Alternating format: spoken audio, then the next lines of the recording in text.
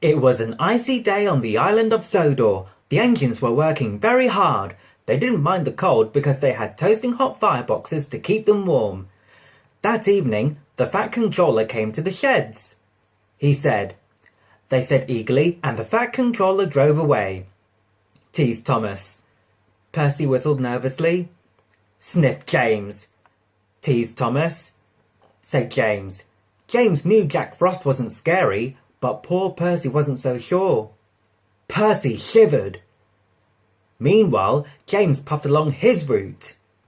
He thought. Percy made his last delivery. The station master was very pleased to see him. He cried. Percy said.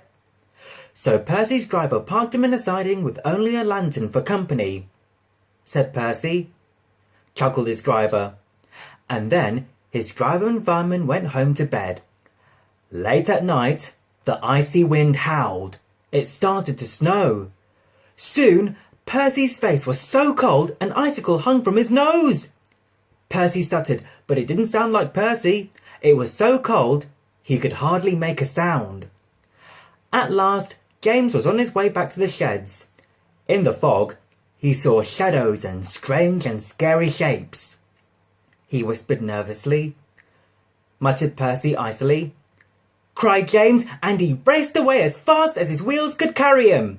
He didn't stop until he got back to the sheds.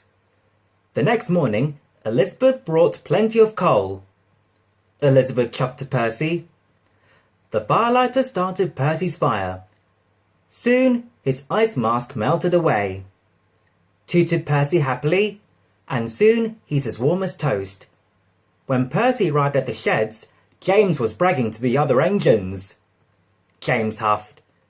Teased Percy, and all the engines whistled, including James, but Percy's was the loudest whistle of all.